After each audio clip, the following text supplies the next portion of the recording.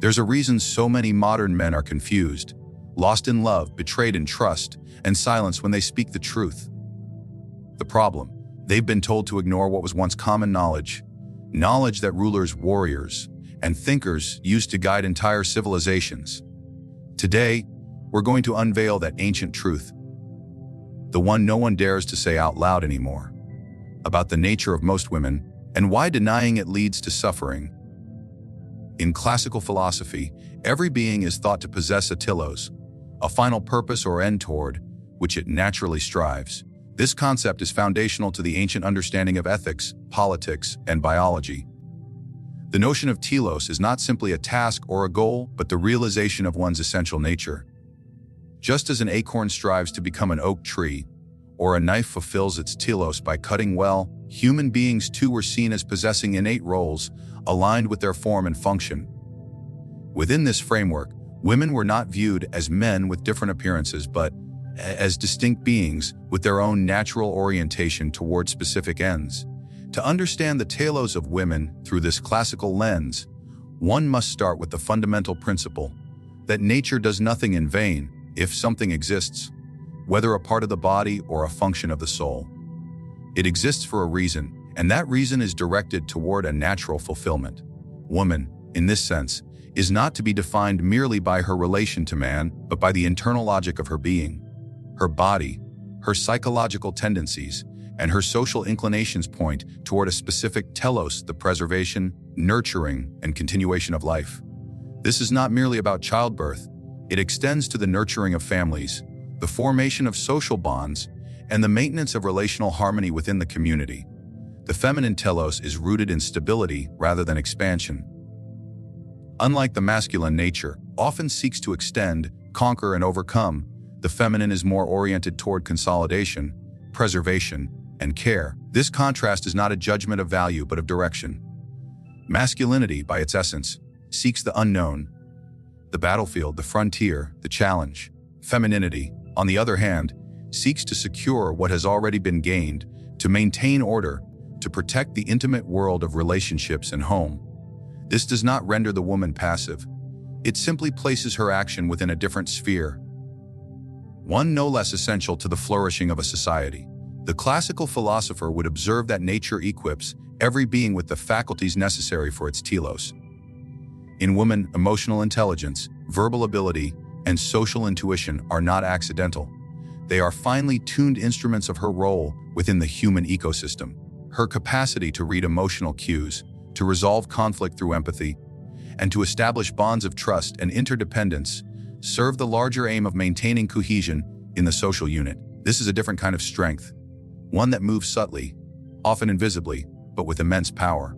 It is not surprising, then, that in the classical world, the private sphere, the domain of the home, the family, and the early education of children was primarily entrusted to women, not because they were incapable of more, but because they were naturally suited to that sacred space where civilization begins. To modern ears, this may sound constraining, even reductive, but within the classical tradition, this was seen as a recognition of difference, not a judgment of superiority or inferiority. Just as the eye and the hand serve different purposes, but are both essential to the body, so too are the masculine and feminine principles vital to the harmony of the human polis. The disorder arises when these purposes are either confused or denied. When woman is told she must live according to the telos of man, she is not liberated but misdirected. Her nature does not disappear. It is merely suppressed, often with destructive consequences.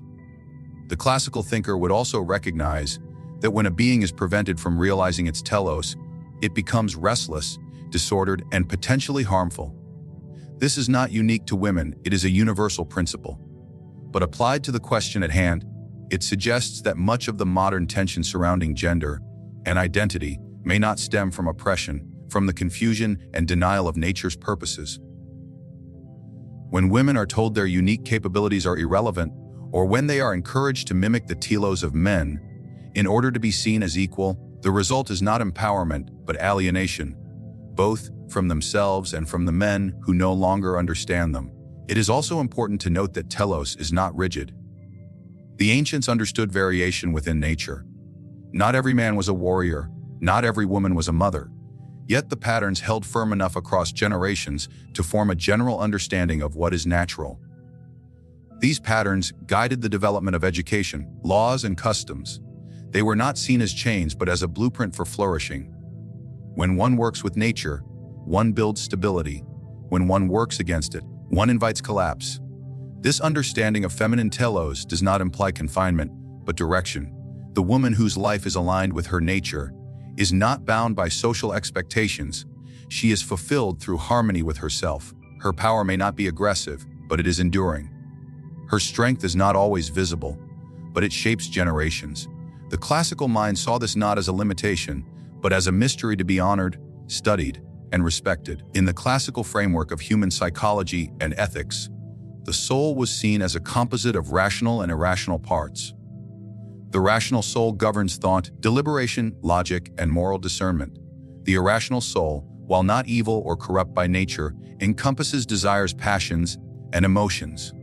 Those forces that move the individual without necessarily consulting reason. The harmony between these two parts was understood to be the key to virtue, both in individuals and in society at large. From this vantage point, the distinction between the masculine and feminine nature was also interpreted through the lens of how reason and emotion functioned within each. Most women, according to classical observation, incline more naturally toward the emotional domain than men do.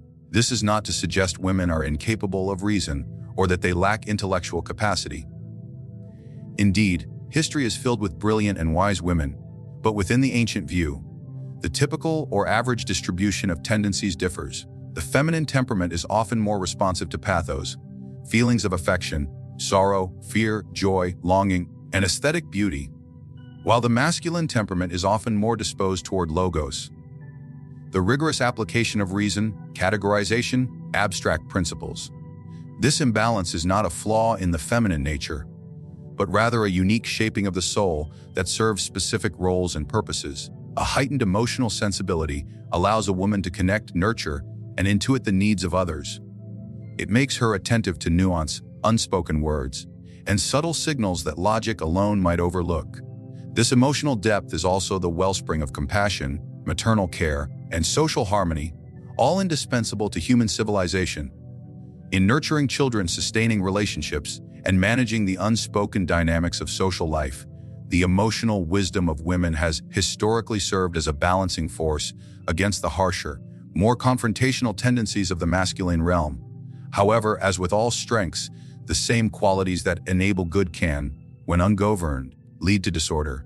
Emotion, when not harmonized with reason, tends to magnify desires and distort perception. The classical philosopher would argue that unchecked emotion becomes the seat of irrational behavior, misjudgment, and manipulation, not necessarily out of malice, but out of an over-reliance on feeling as a guide to truth. When the emotional soul dominates the rational soul, the individual becomes a slave to impulse, even when believing themselves to be acting in love or justice. This is particularly evident in the domain of relationships. Many women, moved deeply by their emotions, may make decisions that feel right in the moment, but have long-term consequences that are not rationally considered. Attachment, jealousy, fear of abandonment, the desire to be loved unconditionally. These are powerful emotional forces that can distort judgment, especially when reason is silenced or overridden. The result can be behavior that appears inconsistent, contradictory, or even manipulative. Yet this manipulation is rarely calculated in the way a tyrant plots conquest. It is often born from insecurity, woundedness, or an attempt to preserve connection at all costs. In the public and social realm, this imbalance can take on a different form. Where reason would demand principles, boundaries, and justice, emotion often favors inclusion, sensitivity, and subjective well-being. A society overly influenced by unmoderated emotional judgment begins to value feeling over truth, comfort over clarity, and affirmation over accountability. The classical thinker would see this as a feminization not of gender roles, but of moral structure itself, a softening of civic virtue into sentimentality. Again, this does not mean emotion has no place in public life, that it must be subordinated to rational deliberation if justice and order are to be preserved. Within the individual woman, This same principle applies. She who develops her rational faculties to govern her emotional impulses becomes not less feminine, but more complete. Her emotional richness then becomes an asset, not a liability. But without this inner governance, her passions may turn inward destructively or outward manipulatively. In the classical perspective, this is why the cultivation of virtue, through education, habit, and philosophical reflection, is as vital for women as for men. For both, the path to excellence lies in reason's ability to moderate and channel the irrational parts of the soul.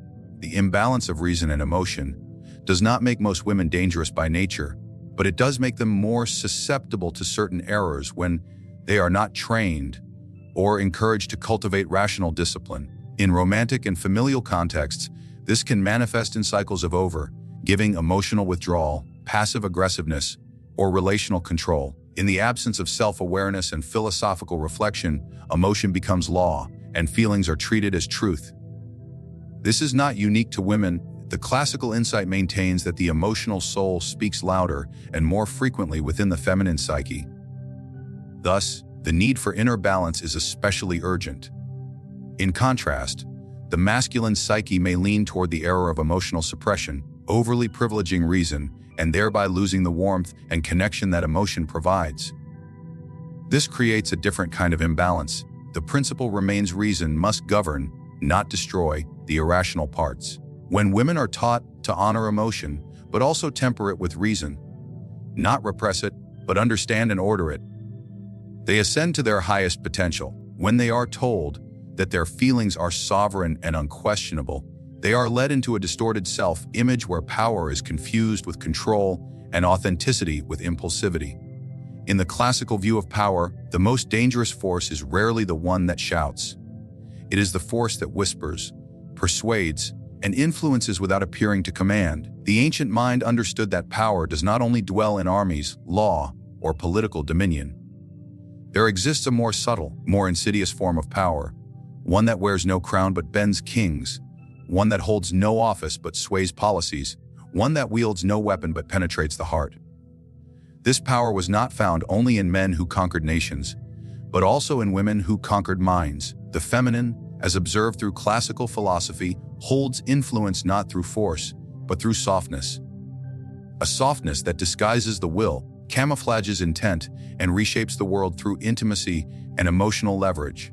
This form of power often goes unnoticed by those trained to see only strength in physical dominance or direct speech. The classical philosopher, however, looked deeper. He would understand that the woman who speaks gently may, in truth, be guiding the decisions of a household, a man, or even a ruler. Her influence comes not from confrontation but from presence, tone, suggestion, and impression. She creates an emotional atmosphere, and within that atmosphere, actions are shaped and paths are chosen. Her power is ambient, surrounding rather than striking. This is why in many ancient texts and traditions, women are not portrayed as politically powerful in the overt sense, as determining forces behind men of influence. This hidden power emerges from a deep attunement to human psychology. The feminine is often more adept at understanding emotional needs, vulnerabilities, and unspoken desires. Most women are naturally more skilled in reading the invisible, the subtle shifts in voice, body language, mood. From this ability arises a unique power, the capacity to mold behavior not by force, but by making others feel seen, needed, admired, or guilty. These are not necessarily conscious acts. The classical thinker would not accuse all women of calculated manipulation, but he would recognize the innate mastery many women hold over the emotional domain, a mastery that, when wielded with intention, can direct even the strongest men toward ends they might otherwise never have considered. This becomes even more evident in relationships between men and women. The man may believe he leads, but often it is the woman who sets the tone of the home. Through praise or disapproval, warmth or coldness, presence or withdrawal, she communicates far more than her words reveal. This is the realm of symbolic power.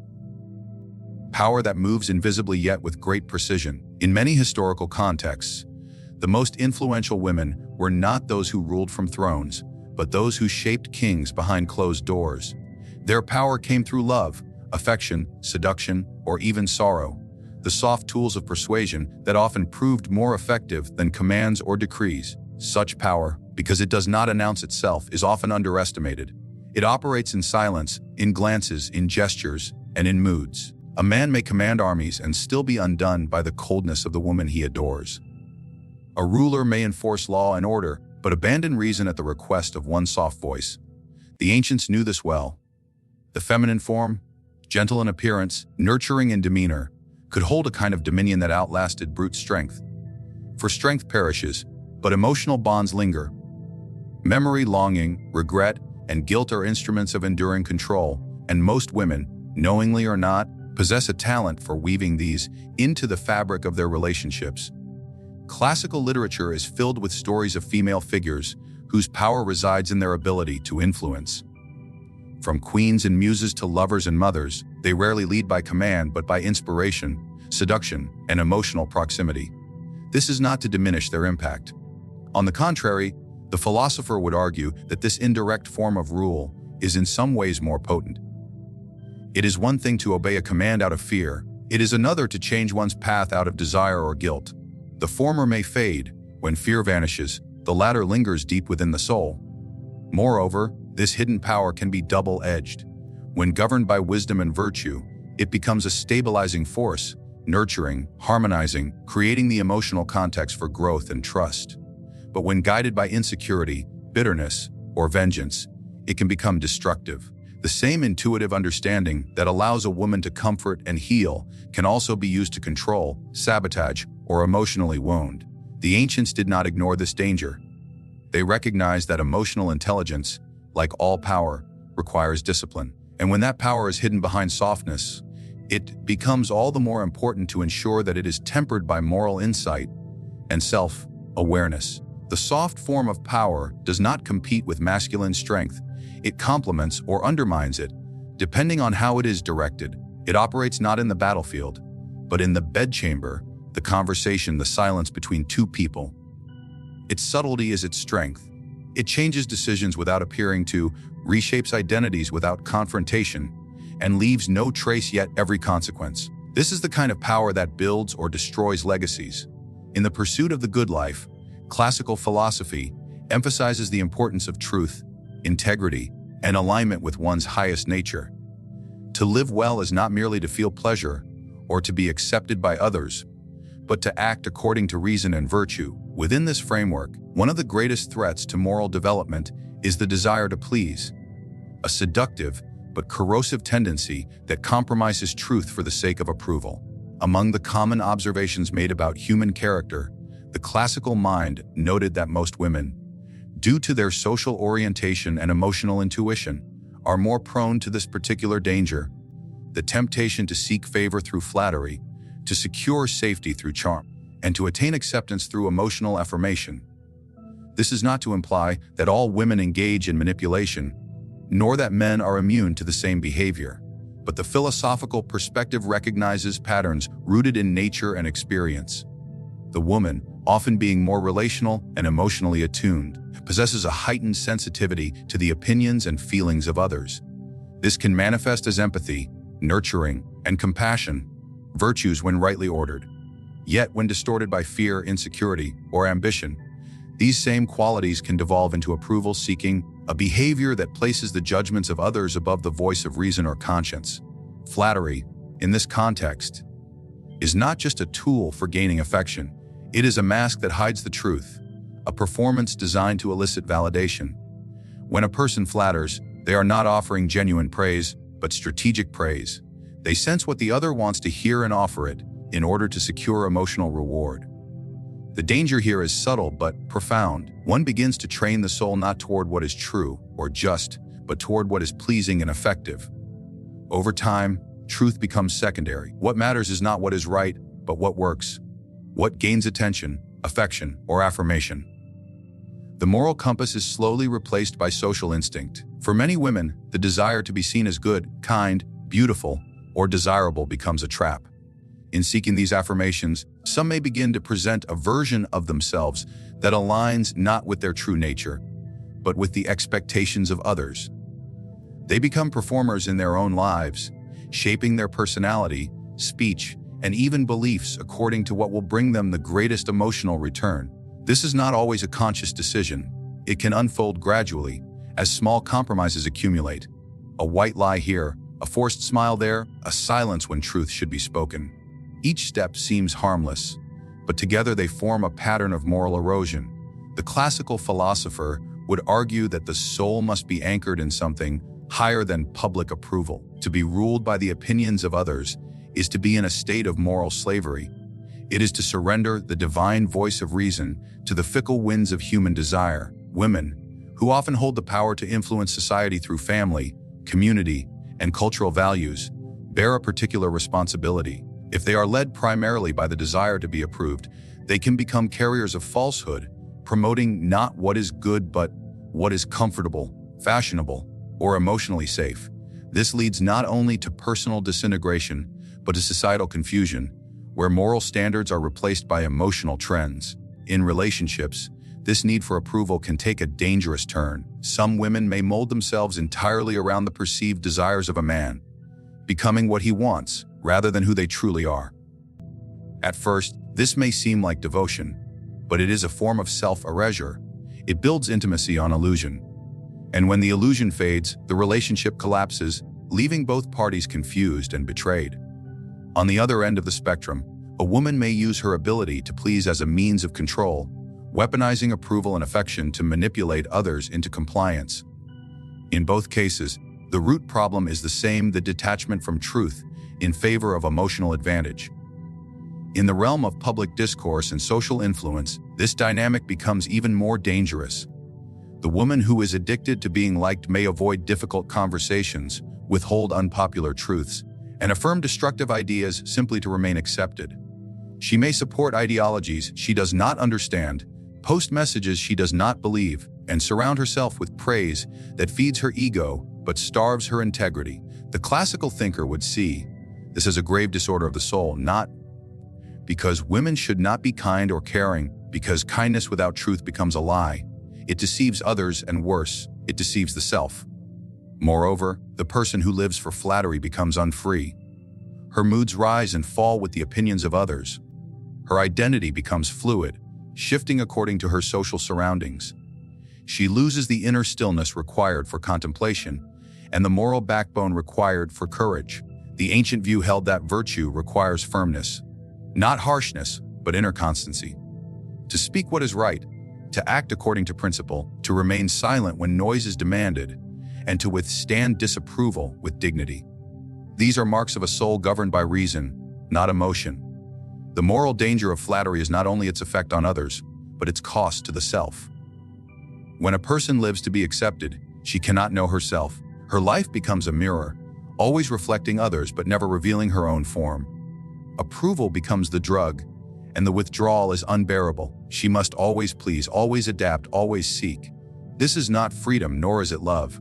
It is dependence masquerading as connection. And when the applause fades, she is left with silence.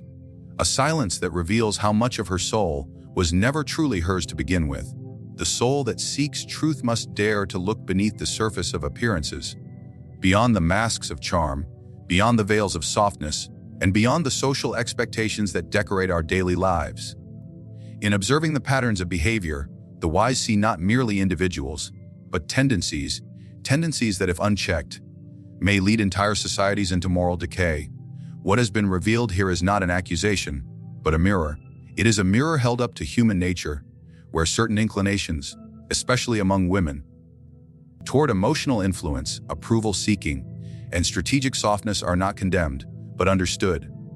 Yet understanding does not mean blind acceptance. When the desire to be pleasing overtakes the desire to be truthful, when flattery replaces reason, and when emotional power is used in place of virtue, a rot begins within the soul.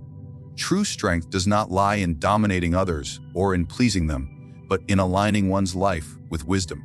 The woman who lives by truth, who speaks with integrity, who loves with clarity and not manipulation, she is a pillar in any society. But the woman who wields softness as a disguise, who flatters as a weapon, who seeks approval rather than understanding, she undermines not only herself, but all those she touches.